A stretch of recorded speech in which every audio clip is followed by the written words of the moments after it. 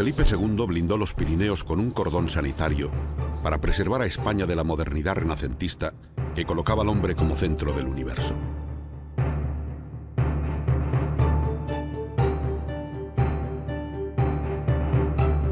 Para el rey Felipe, el evitar el contagio protestante, fracaso de su padre, fue la primera preocupación de su reinado.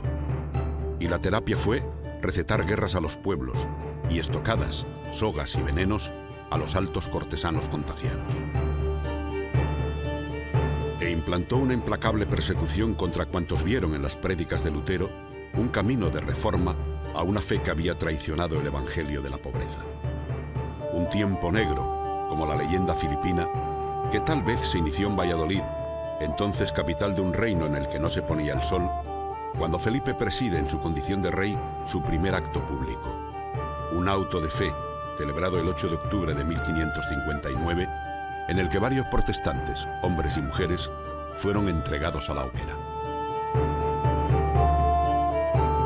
Pese al empeño profiláctico de la corona, hubo en España un renacimiento, aunque vigilado por espías e inquisidores.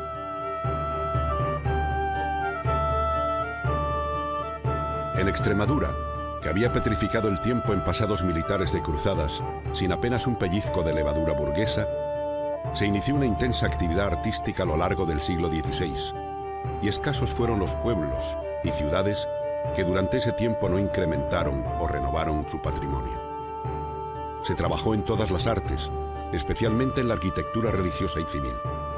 Un espíritu creativo que se justifica en el potencial económico de la aristocracia laica y eclesiástica y en la voluntad de un pueblo. Un ejemplo fue la actividad de los brillantes obispos placentinos y la culta burguesía de la ciudad, que imaginó una urbe más nueva y más libre. Fue el ardor de la familia de los Feria, que imbuidos del más profundo sentimiento de mecenazgo, se gozaron del prurito de amparar las letras en su lar cortesano de Zafra. O la actividad incansable de la Orden Jerónima en su refugio guadalupense. En la arquitectura civil surgieron los conjuntos monumentales de Cáceres y Trujillo, donde se levantaron grandes edificios señoriales dentro del más refinado estilo renacentista. Pero también la escultura y la pintura tuvieron su protagonismo, especialmente esta, por la asimilación que de los aires renovadores realizó especialmente Luis de Morales, a quien sus contemporáneos llamaron el divino, y no solo por la especial dedicación de su obra a los temas religiosos, sino también por su extraordinaria ejecución.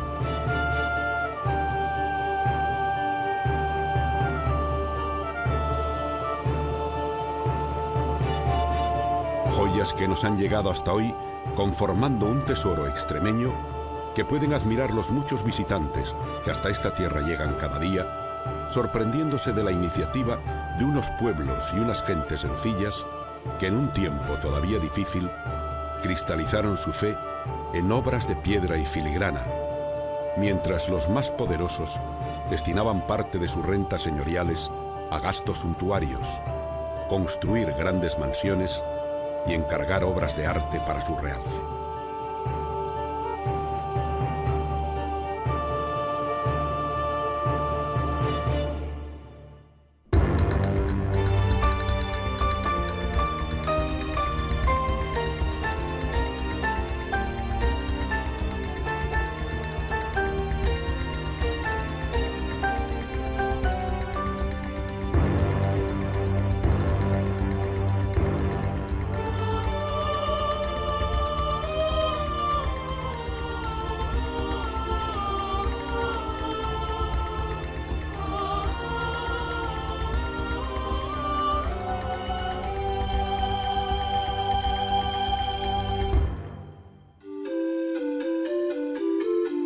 El siglo XVI fue en Extremadura un tiempo de esperanzas.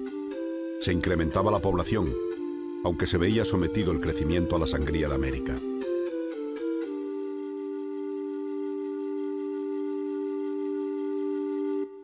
Y aunque la mayor parte del territorio estaba bajo el régimen de los señoríos de la época, seglares y eclesiásticos, una pequeña parte dependía directamente de la corona, tal los concejos de Cáceres, Badajoz y Trujillo.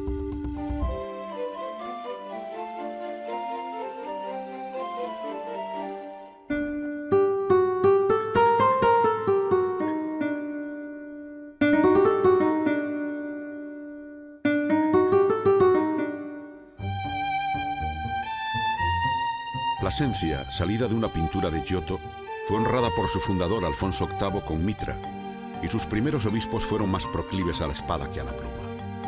Don Bricio luchó contra los almohades ayudado por diocesanos y calatravos. Don Domingo, acompañado de caballeros y pobladores, intervino con arrojo en las navas de Tolosa. Se sucedieron en la sede otros obispos más afectos ya a la pluma y a lo artístico que al hierro y la pólvora de la cruzada. Así, Vicente Arias Balboa, experto en derecho, fue autor de las glosas al fuero real de Alfonso X. El mitrado dejó constancia de su talante renacentista al escribir que reyes y emperadores no deberían acceder a los tronos por privilegios de sangre, sino a través de la elección. Le sucedió don Gonzalo de Zúñiga, a quien su padre dejó una manda de 1000 florines para que comprara libros en donde aprendiera. Pero no fue muy aprovechado en lecturas de sosiego, porque le rebrotó el temperamento militar de sus abuelos. Obispo de cariz renacentista fue don Juan de Carvajal, que nombrado cardenal conservó la sede placentina. Sus recorridos palatinos por Europa debieron empaparle de los nuevos tiempos renacentistas que hablaban de felicidad terrenal y que en la misma Roma habían introducido el desnudo en las catedrales.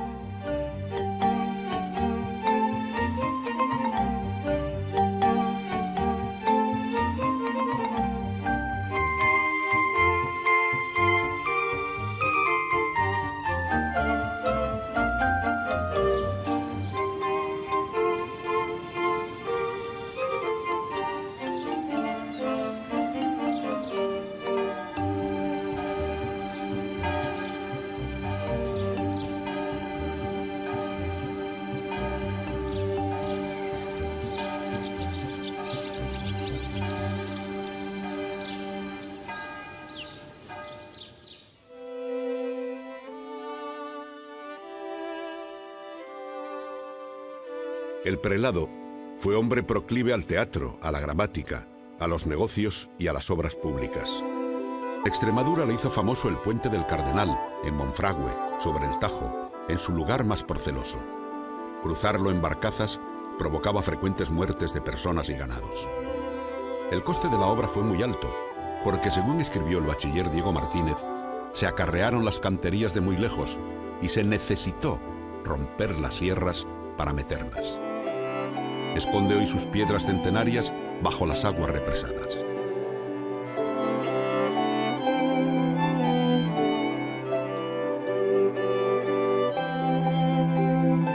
Gracias a este purpurado, llegó de Roma a Plasencia, antes que a otros lugares castellanos, el Renacimiento. Como mecenas de las letras, fundó en la ciudad una cátedra de gramática que paliara la ignorancia de un clero ayuno en latines, siendo, dijo él, la gramática latina principio y puerta para el resto de saberes. Aprendiéndola, los clérigos entenderán y contemplarán lo que leyesen y rezasen.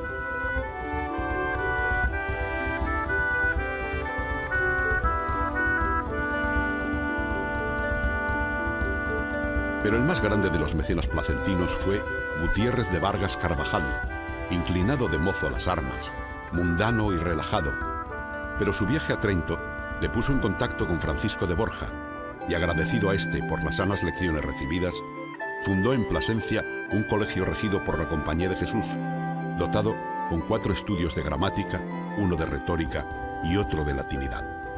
Comenzó a funcionar en el año 1555, con casi 200 alumnos.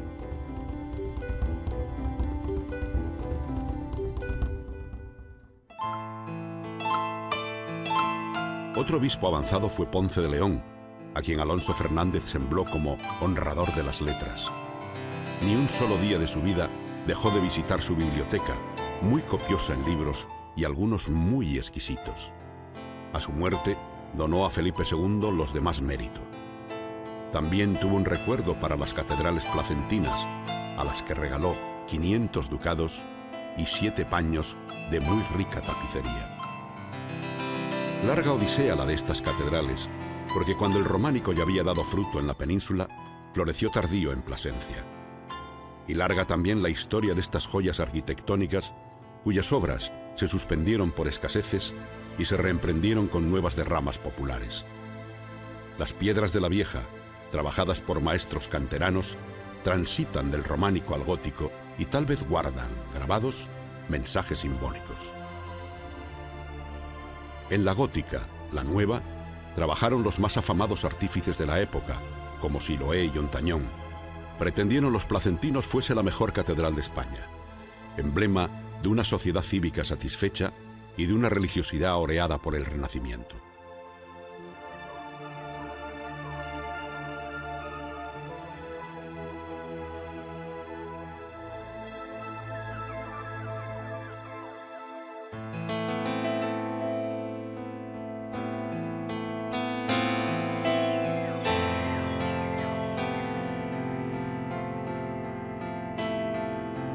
El retablo mayor de la nueva se adornó con esculturas policromadas de la gubia de Gregorio Fernández, que exigió para su trabajo madera de pino seca, limpia y sin nudos.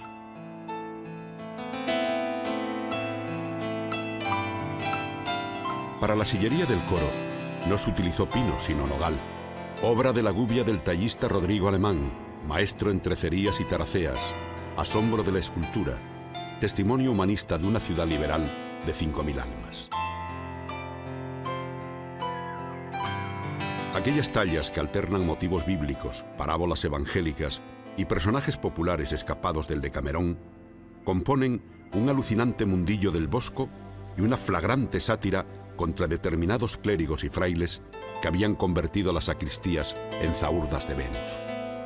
La misteriosa desaparición del artífice de tanta sátira tal vez se debió a la expulsión de los judíos, pero viejos cronicones contaron que el maestro Rodrigo fue pionero de la aviación cuando el cabildo lo enclaustró en la torre de la catedral por haber blasfemado que sus tallas no podría superarlas ni Dios.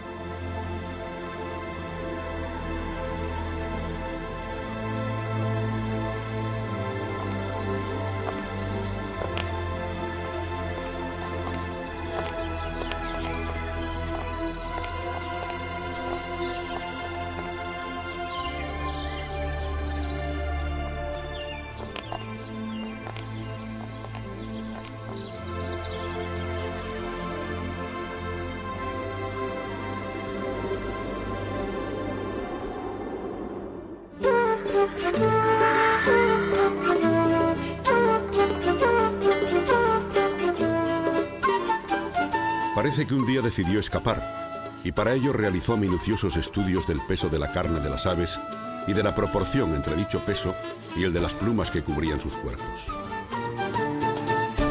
Realizados los cálculos, solo comió en adelante volaterío y fue cosechando las plumas que luego pegó a su carne en cantidad a las libras de su peso. Después, fabricó un artilugio de madera y badana, con remos, y se lanzó desde la torre de la catedral. Cuentan que su cuerpo fue encontrado en las faldas del Cerro de Santa Bárbara. Sin duda, el Ícaro placentino disfrutaría desde el aire de la emoción de la naturaleza en las orillas del Jerte.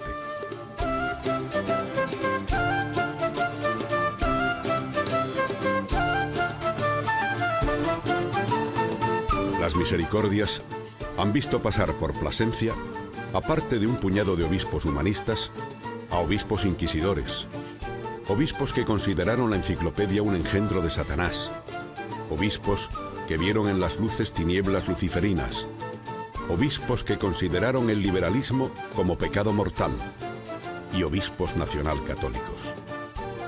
Ninguno osó arrinconar el éxtasis de Nogal, que se mofó de una clerecía ya en entredicho en coplas, refranes, bromas y comedias a las que tan entusiasta fue el pueblo placentino. Las obras representadas en la ciudad hicieron posible la entrada triunfal en la escena española de Lope y Calderón.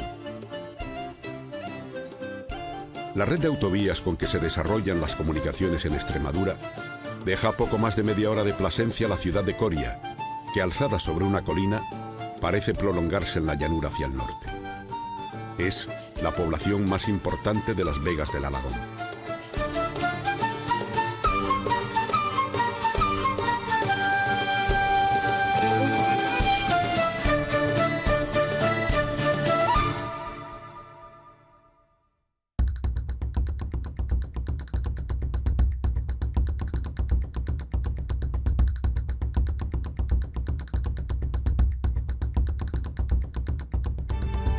La villa conserva hoy una hermosa plaza mayor, de balcones corridos, y un silencioso dédalo de callejas y plazuelas, donde se alzan edificios de gran interés, 3 de ellos declarados Monumento Histórico Artístico. El castillo, que sobre los restos de una antigua fortaleza templaria, conserva entre sus muros los secretos no desvelados de la misteriosa orden. Las murallas romanas, que adaptadas a la orografía del terreno, mantienen en pie más de 20 torres cuadradas y 4 puertas.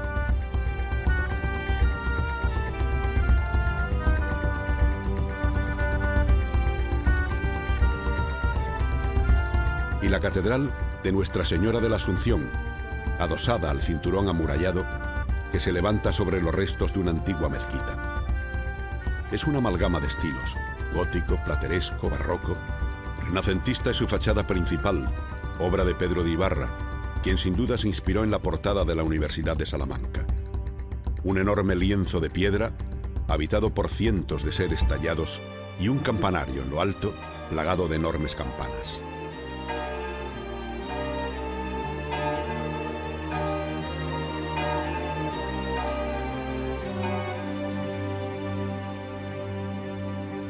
Abajo, un río rodeado de verdes.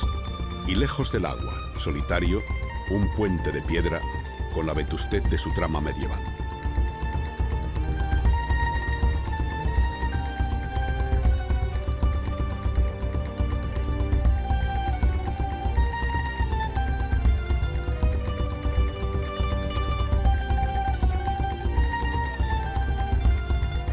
Coria no solo nos depara las sorpresas de su historia y su patrimonio, sino que nos recibe en su calidad de urbe moderna, la 4ª ciudad en orden provincial de Cáceres y como capital de la comarca del noroeste.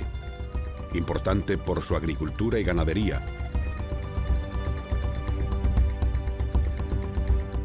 Una actividad que se desarrolla en las más de 30.000 hectáreas cultivables que a orillas del Alagón, generoso afluente del Tajo, se acrecientan día a día en unas tierras que, por otra parte, constituyen un auténtico paraíso.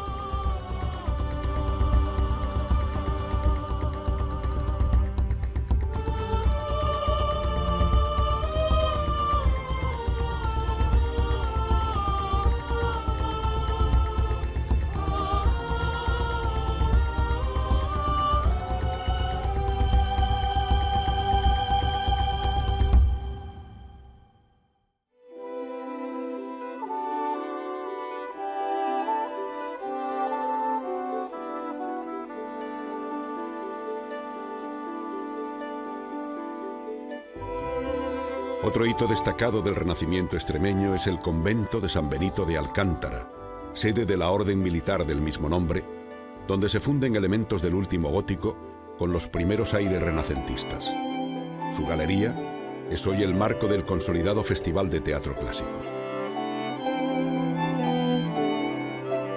Alcántara es como una gran fortaleza construida para defender un puente, pero al tiempo es también un puente que, levantado por los romanos, comunica y da vida a la villa.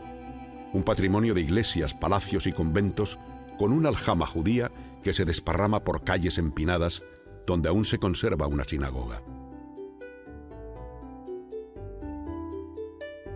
Alcántara es uno de los pilares de identificación de las raíces extremeñas. Junto a la población, por encima del puente, uno de los mayores embalses de Europa, la central hidroeléctrica José María de Oriol, lugar habitual para la práctica de deportes náuticos y la pesca. En el entorno, un mundo de dehesas donde se puede practicar la caza mayor y menor, admirar las diferentes especies vegetales y animales y hasta perderse por los confines del Tajo en su último tramo español, territorio convertido en Parque Natural Internacional.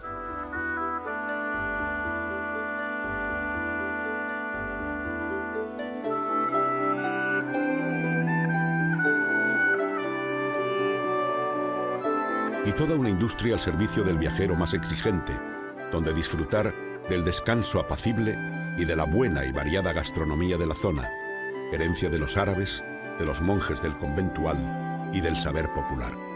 El turismo es ya una de las fuentes de riqueza de la economía de la zona, que se sustenta sobre todo en pequeños negocios familiares.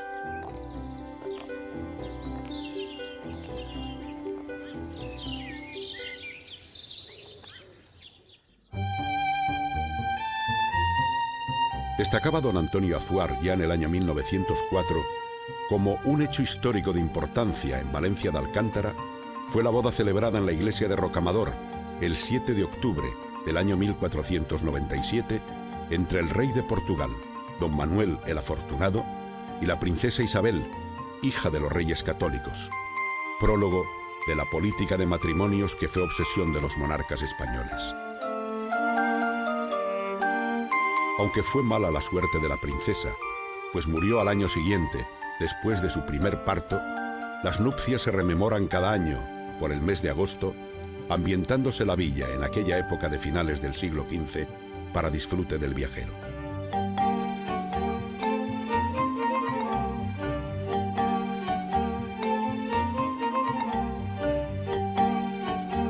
Entre el espectacular conjunto de monumentos de Valencia de Alcántara, destacan la iglesia de la Encarnación, donde el Renacimiento se entronca con el gótico, y la iglesia de Nuestra Señora de Rocamador, dentro del conjunto fortificado, con su gran torre renacentista herreriana. Y para los que buscan sumergirse más en la historia de los tiempos, se ha creado la llamada Ruta de los Dólmenes, pues en el entorno de la villa se han censado alrededor de unos 50, que conforman una impresionante colección de arquitecturas megalíticas.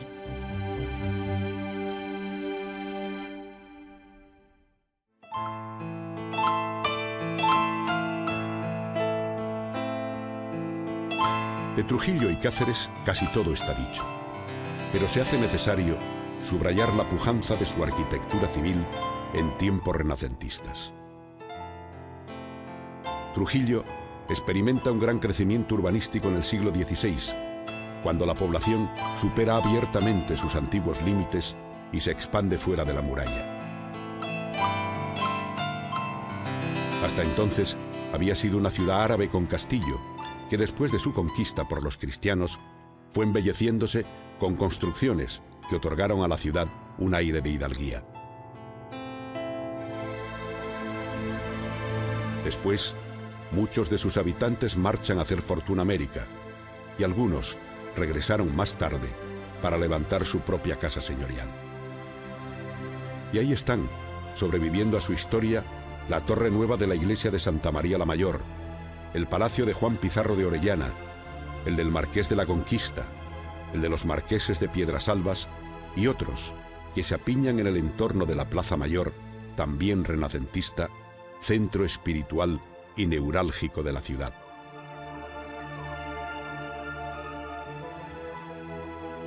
Las antañonas calles y las vetustas plazas de Cáceres, con sus casonas adornadas de escudos nobiliarios y rematadas de esbeltas torres que un día fueron más elevadas, son un auténtico ejemplo de conservación y constituyen un grandioso museo al aire libre.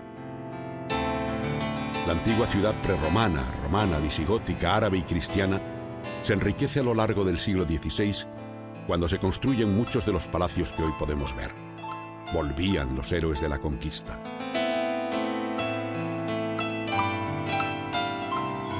Los soportales de la Plaza Mayor, centro administrativo y punto de animación de la ciudad, son renacentistas.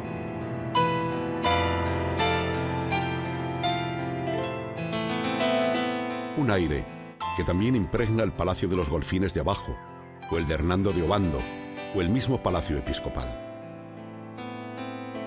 Al lado, una de las obras más destacadas de la privilegiada ciudad, la Catedral de Santa María, que si bien en su estructura es de estilo románico, de transición al gótico, presenta huellas del Renacimiento en el coro y en la torre.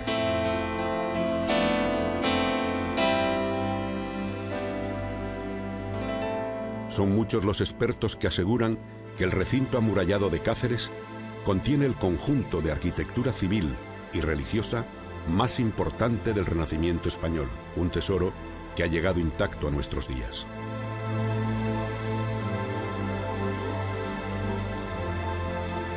Fue sin duda este convencimiento lo que propició que fuese declarado Monumento Nacional en el año 1949 y en el 1986 Patrimonio de la Humanidad por la UNESCO.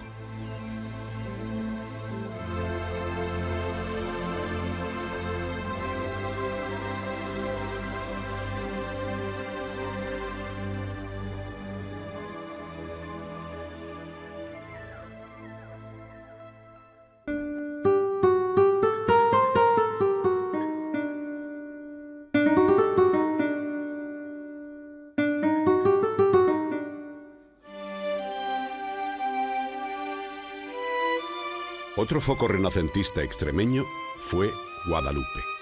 Durante la invasión agarena, muchas imágenes fueron escondidas bajo tierra y exhumadas a medida que el invasor fue empujado hacia el mar por donde vino.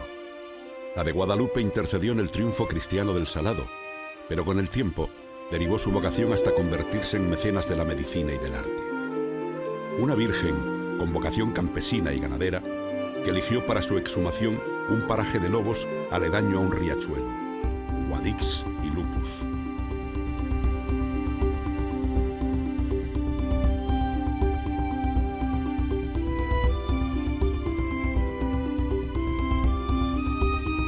Salió la Virgen de un surco y del primitivo sombrajo que la aderezaron unos pastores, pasó a vivir en un encastillado convento con un rosetón de hojaldre. Lope de Vega escribió que Puebla y monasterio se encontraban en la profundidad de un ameno valle, y Sigüenza abundó que entre las riberas del Tajo y del Guadiana surgían unas montañas fragosas con valles horacianos en su regazo.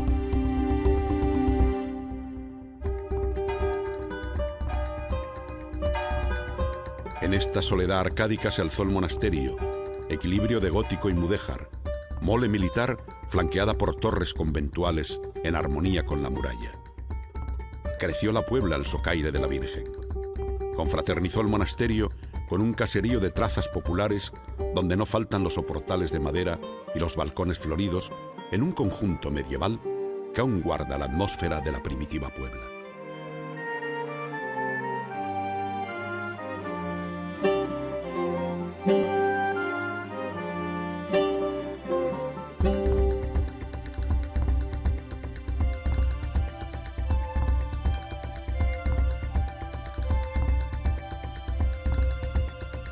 De aquella iglesia pequeña y austera, donde se asentaron un puñado de eremitas, queda poco. Es historia que el rey Alfonso XI, llamado el Justiciero, que había vencido a los benimerines en la batalla del Salado, visitó Guadalupe en señal de agradecimiento por la ayuda militar recibida y mandó construir un templo digno de la que sería la Virgen de la Hispanidad cuando se hizo navegante para ser consuelo del indio y del mestizo.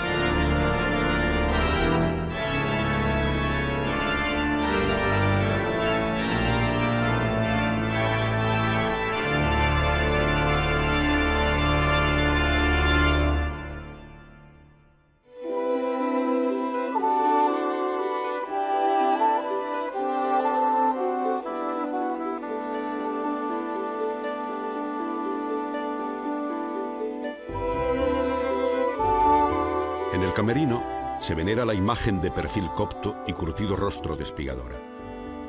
Con el tiempo se vio rodeada de yeserías, jaspes, pinturas, mármoles, esmaltes, plata y oro en un frenesí barroco que rodea el trono. Mientras la Puebla y el monasterio crecían, la Virgen acrecentó su fama de intercesora contra las plagas de la langosta, patrona de los grandes rebaños mesteños y amparadora de amores castigados por la distancia. Virgen de Guadalupe, ¿cómo consientes que los enamorados vivan ausentes?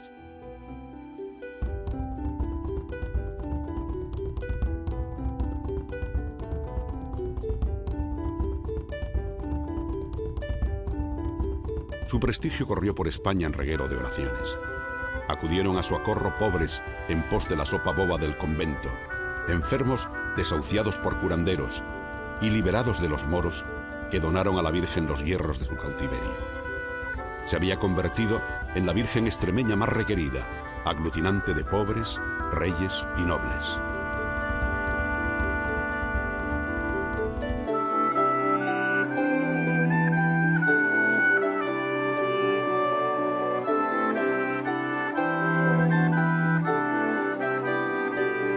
Y en los muros, la magistral y dramática procesión de frailes, a quienes Zurbarán sorprendió en la mística realidad de su carácter, pintando el cielo como un trasunto de la tierra, convirtiendo en el lienzo el éxtasis místico en suceso real, cotidiano, desnudo de exoterismo.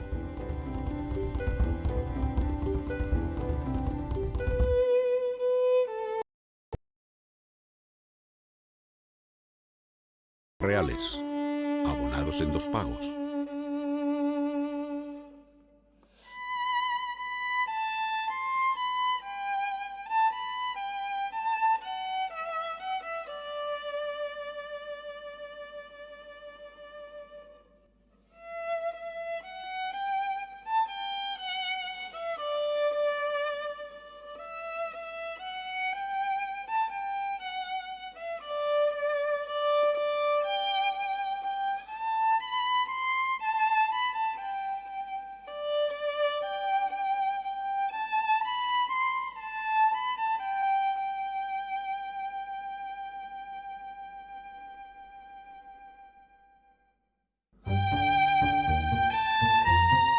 El actual parador se erige sobre lo que fueran el antiguo hospital de San Juan Bautista del siglo XV y el antiguo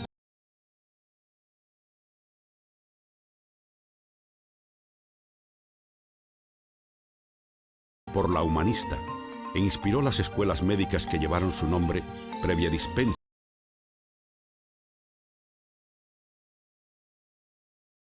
sangradores y curanderos que los frailes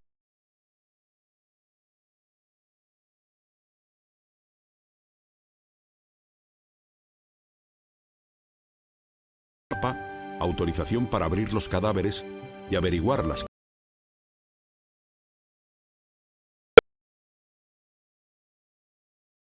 en el que se practicó la autopsia. A Guadalupe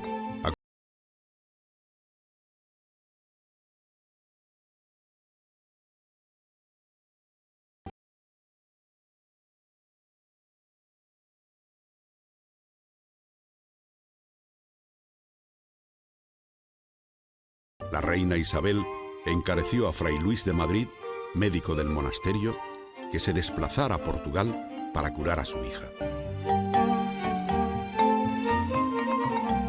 Aquellos galenos de la Virgen ventearon una intuición genial para, si no curar, aliviar la más terrible pestilencia de la época, y crearon un hospital en el que únicamente se trataban las bubas.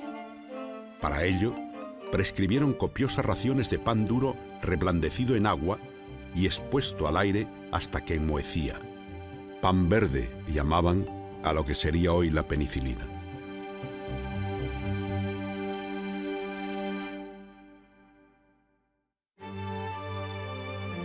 Cerca de Guadalupe, en Logrosán, nació Sor Apán de Rieros, que trabajó como aprendiz en las escuelas médicas del convento y escribió una medicina española en proverbios vulgares.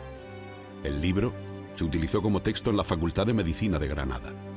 Cada refrán se desmenuzaba en el aula y constituía la lección de la jornada.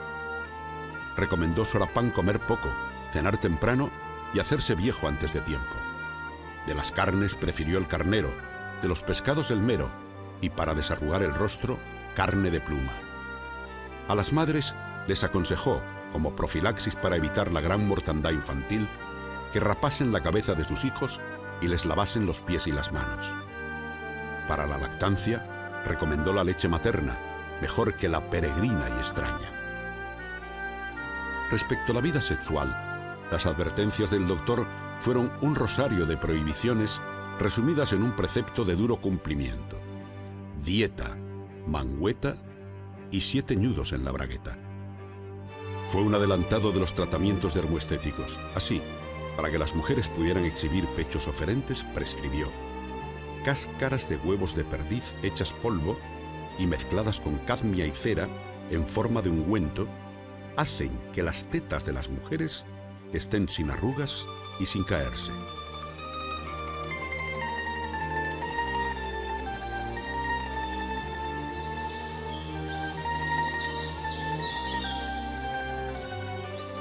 Y ocurrió que cuando un papa, que fue Juan Pablo II, visitó por primera vez el monasterio, deseó se leyera el texto bíblico que tiene por protagonista Bran y que dice: «Sal de tu tierra». Y cuentan que el pontífice comentó cómo, escuchadas en Guadalupe aquellas sencillas palabras, le evocaron la imagen de tantos hijos de Extremadura y de España salidos como inmigrantes hacia otras tierras, hacia otros países.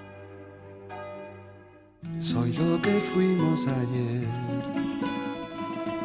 soy lo que está por venir, soy un deseo de ternura, un canto de cuna, soy parte de ti,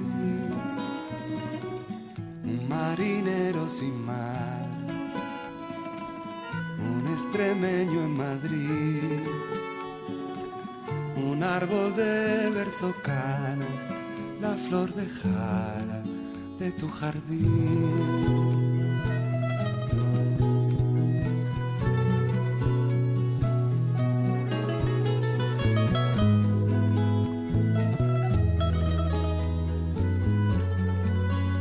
Soy un leve murmullo en el tiempo, caricia del viento diciéndome adiós.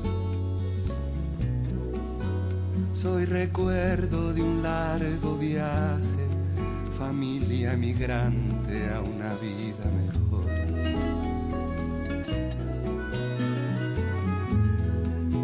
Soy memoria de un tiempo de barrio, ciudad extrarradio de lata y cartón. Soy un verso lanzado al futuro, proyecto seguro, guitarra y canción. Soy lo que fuimos ayer, soy lo que está por venir, soy un deseo de ternura, un canto de cuna, soy parte de ti, un marinero sin mar, un extremeño en Madrid, un árbol de berzocana, la flor de jara de tu jardín.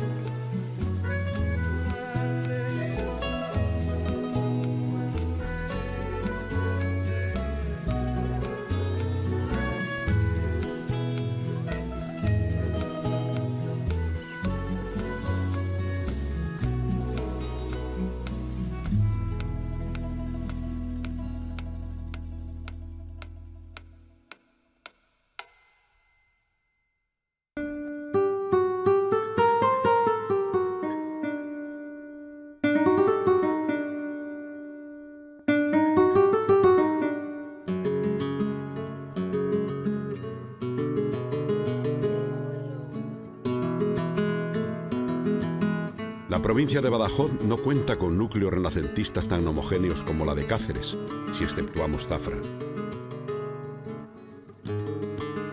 Su presencia es más rural, aunque en este viaje a la historia, desde nuestro andar del siglo XXI, destacan lugares y obras fundamentales en la vida cultural de la Baja Extremadura, amén de alguna sorpresa.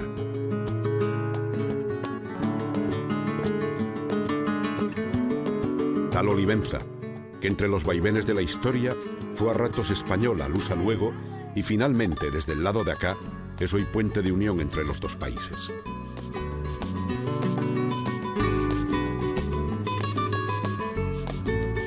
La presencia del arte manuelino en alguno de los edificios, como la iglesia de Santa María Magdalena, levantada cuando pertenecía al país vecino, hace obligadas las precisiones sobre una forma de hacer que se desarrolla en un momento en que perviven el gótico y el mudéjar y da sus primeros pasos en Portugal el Renacimiento.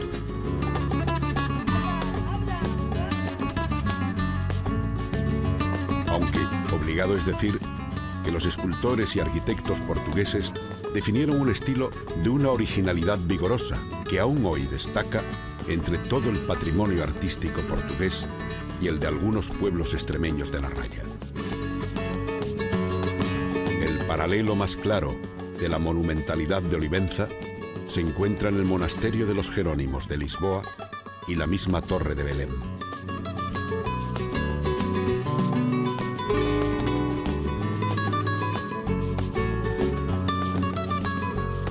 Un rápido repaso nos lleva a reconocer la presencia de portadas platerescas, añadidas en viejas construcciones góticas, en las parroquiales de Salvatierra de los Barros, la Puebla de Alcocer, Almendral, Higuera la Real y en la iglesia de Nuestra Señora de los Ángeles en Los Santos de Maimona.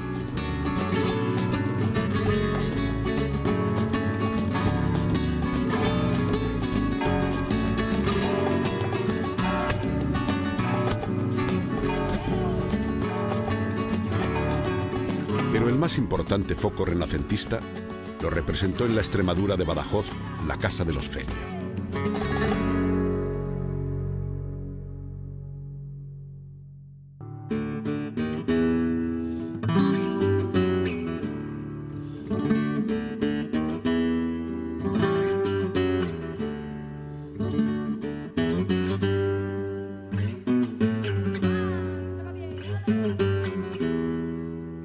Lorenzo, hijo mayor de don Gómez, eligió Zafra como capital de sus dominios, amuralló la villa e inició la construcción del alcázar, que si extramuros muestra su aspecto fiero, piedras adentro se adereza como recinto cortesano de trazas góticas y gusto mudéjar. El patio central, obra de Herrera, es un canto al Renacimiento y se adorna con una fuente de agua mansa.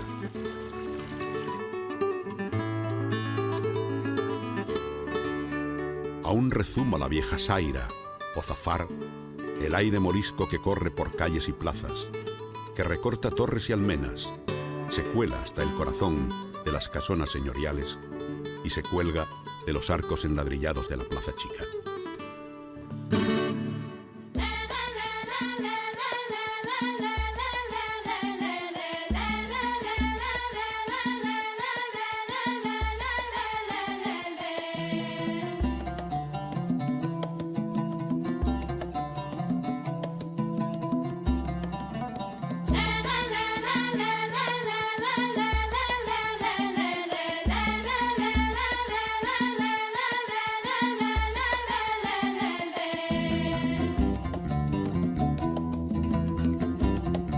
Al servicio de los Feria estuvo el extraordinario músico Gregorio Silvestre y uno de los más grandes poetas en lengua castellana, Garci Sánchez de Badajoz.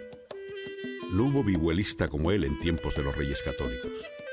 Toda su vida fue un peregrinaje de la soledad a la melancolía a causa de un amor imposible, pero el que su prima le desdeñase con implacable dureza hizo posible las más bellas redondillas en lengua española. Lope de Vega exclamó: ¿qué cosa iguala a una redondilla de Garci Sánchez? Con elegancia trovadoresca describió a la causante de su pena. Sois la más hermosa cosa que en el mundo hizo Dios. Y lo menos que hay en vos es ser hermosa.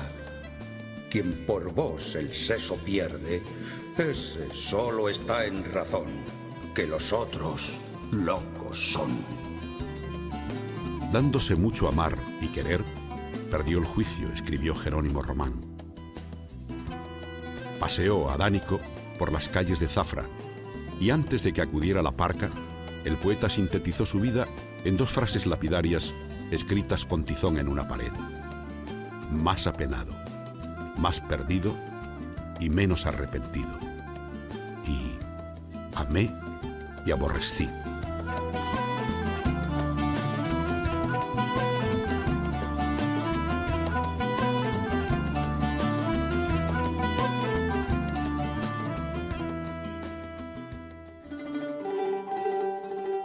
Juan José Arreola le recuerda en El desierto jardín de madrugada. Allá va Garci Sánchez de Badajoz, transido de amoroso desvelo, afinando las cuerdas de su laúd inaudito. Va por el jardín del sueño, loco de amor, escapado de su cárcel divagada. En el último tercio del siglo XVI, explota la asimilación definitiva del lenguaje renacentista que coincide con el protagonismo del pintor Luis de Morales. La fama alcanzada fue tan grande que sería llamado el Divino Morales entre sus contemporáneos, quizá por su dedicación casi mítica a los temas devocionales y por la ejecución extraordinaria de sus pinturas. Poco se conoce de sus orígenes y de su formación, aunque todo apunta a que nació en Badajoz, pero su vida, como parte de su obra, transcurrió lejos de la ciudad. Buena parte de su pintura, donde la crítica cree ver la serenidad y el dolor seco, sin lágrimas, se muestra en las principales salas del mundo. De la conservada en Extremadura, destaca sobremanera el retablo de la parroquial Nuestra Señora de la Asunción, de Arroyo de la Luz, donde parece que vivió 3 años.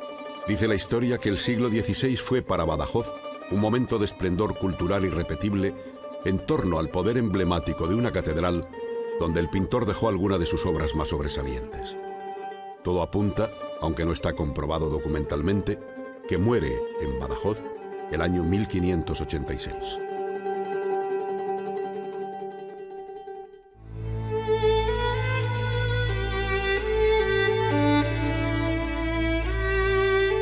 Por Barcarrota permaneció oculta durante siglos una mágica biblioteca que volvió al aire del mundo cuando un albañil, Antonio Pérez, dio un golpe con su pico en la pared del sobrado de una casa, haciendo un agujero en un libro del siglo XV. Y así salieron a la luz una decena de ejemplares conservados en perfecto estado. 2 obras de Erasmo, unas quiromancias de Tricaso, el manuscrito erótico de la Cazaria y la rareza impensable del Lazarillo, en ejemplar único editado en Medina del Campo. Hace más de 500 años, el ilustrado propietario de esta biblioteca clandestina leía poesía, se regocijaba con las aventuras y desventuras del pícaro de Lázaro, se entretenía con astrología y cartomancia y disfrutaba con Erasmo. Todo apunta a que se trataba de un criptojudío médico y originario de Llerena llamado Francisco de Peñaranda.